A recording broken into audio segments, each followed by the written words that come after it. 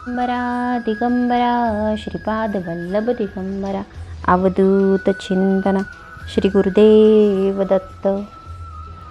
नमस्कार. तुम्हा सर्वांचे श्री स्वामी भक्ती या चॅनलमध्ये स्वागत. सर्वांना श्री स्वामी समर्थ.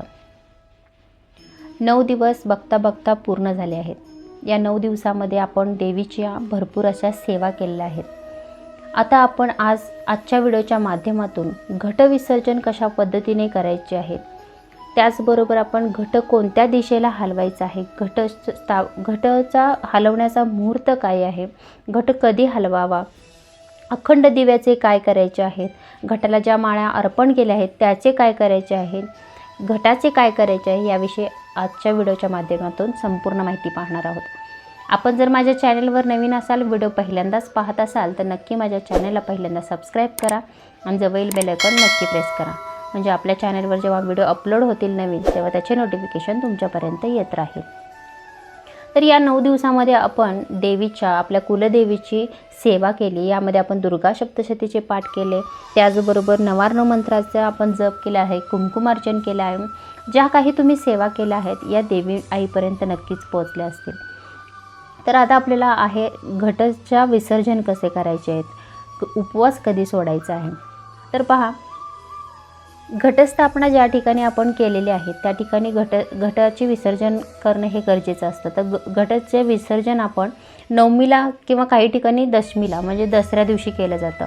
तर तुमच्या जे काही परंपरेनुसार, घरात जी काही परंपरा आहे त्यानुसार तुम्ही करा. तुम्ही जर 9मीला घटविसर्जन करत असाल तर 9मीला करा, दसऱ्याला करत असाल तर दसऱ्या दिवशी करा. असे 2 दिवस असतात जे घटविसर्जनाचे असतात.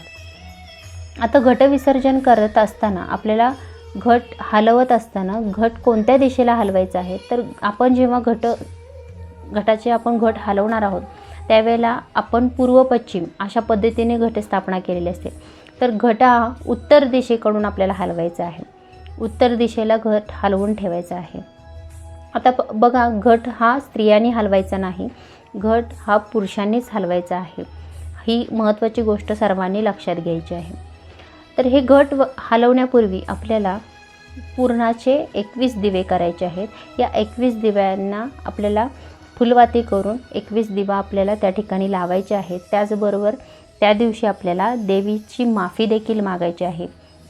देवीला माफी मागा, प्रार्थना करा. माझी जी काही साधी भोळी सेवा झाली आहे ती तुझ्या चरणी अर्पण करते. काही चुकलं असेल तर माफ कर, अशी तिच्याकडून तिची माफी मागायची आहे. या घरामध्ये सुख समृद्धी ऐश्वर्य नांदू दे असं आपल्या देवीला बोलायचं आहे, माफी मागायची आहे आणि मग आपल्याला घट हलवायचं आहे.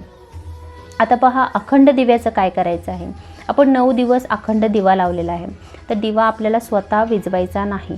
तर तुम्ही काय करायचं आहे, जेव्हा 9मी आहे त्या दिवसापासून आपल्याला तेल आपलं हळूहळू कमी करायचं आहे टाकण्याचं दिव्यामध्ये.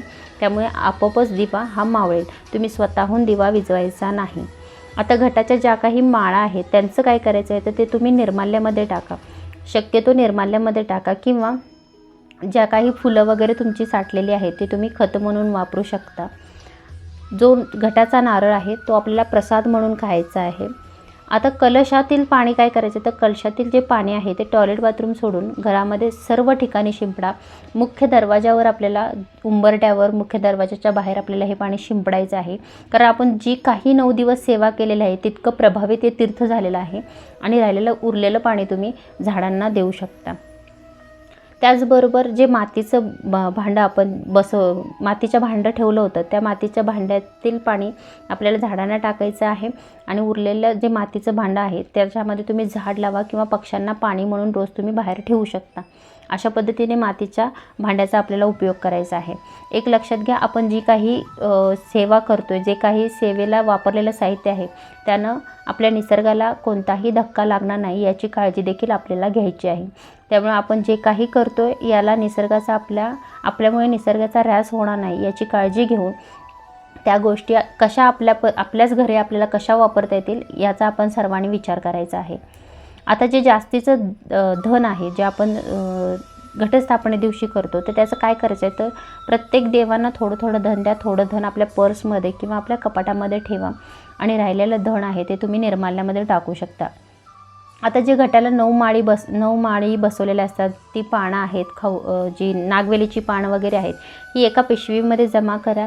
त्याचबरोबर जे कापूस वगैरे जे काही तुम्ही देवांना आपण 9 दिवसामध्ये अर्पण केलेलं आहे, हे सर्व एका पिशवीमध्ये घ्या आणि हे सर्व एका निर्माल्यामध्ये आपल्याला टाकून द्यायचं आहे.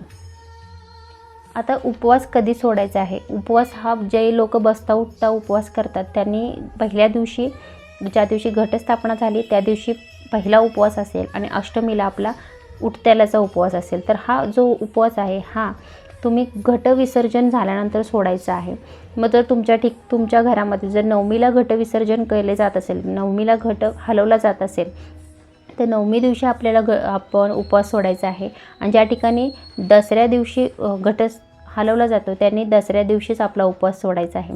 घटविसर्जन झाल्याशिवाय आपल्याला उपवास सोडायचा नाही. जर ज्यांचा दसऱ्या दिवशी असेल त्यांनी अष्टमी आणि नवमीला दोन्ही दिवस उपवास करून दसऱ्या दिवशी घटविसर्जन झाल्यानंतर उपवास सोडायचा आहे. आणि ज्यांचा नवमीला घटविसर्जन केला जातो त्यांनी अष्टमीचा उपवास नवमीला घटविसर्जन झाल्यानंतर सोडायचा आहे. ज्या घरामध्ये दसऱ्या दिवशी घटविसर्जन केले जाते तर त्याचा शुभ मुहूर्त आहे सकाळी 11 ते दुपारी 2 वाजेपर्यंत आपण घटविसर्जन करू शकता. अशा पद्धतीने आपण जी काही घरामध्ये जी सेवा केली आहे या 9 दिवसांमध्ये देवीची, या सेवेचे आपल्याला हे जे काही विसर्जन आहे किंवा जी काही आपण वापरलेली सामग्री आहे याचं आपल्याला व्यवस्थित करून विसर्जन करायचं आहे. शक्यतो करून निर्माल्यामध्ये टाका आणि ज्या गोष्टी आपल्या घरामध्ये तुम्हाला वापरता येतील ते आपण स्वतः वापरा. त्याचबरोबर देवीला आपण काही दागिने अर्पण केलेले आहेत ते दागिने घरातील स्त्रियांनी स्वतः वापरा. जे धन आलेले आहे ते तुम्ही स्वतः थोडे थोडे घरामध्ये ठेवा, देवांना ठेवा आणि राहिलेले निर्माल्यामध्ये टाका. अशा पद्धतीने आपल्याला या घटाचे विसर्जन करायचं आहे. घरामध्ये जी परंपरा तुमच्या आहे त्या पद्धतीने नवमीला किंवा दसऱ्या दिवशी आपण घटाचे विसर्जन करायचे आहे. स्वामी तुमच्या सर्वांच्या सर्व चांगल्या इच्छा पूर्ण करोत ही स्वामींचरणी प्रार्थना. व्हिडिओ आवडला असल्यास नक्कीच व्हिडिओला लाईक करा, चॅनलला सबस्क्राईब करा आणि कमेंट नक्की करा. श्री स्वामी समर्थ.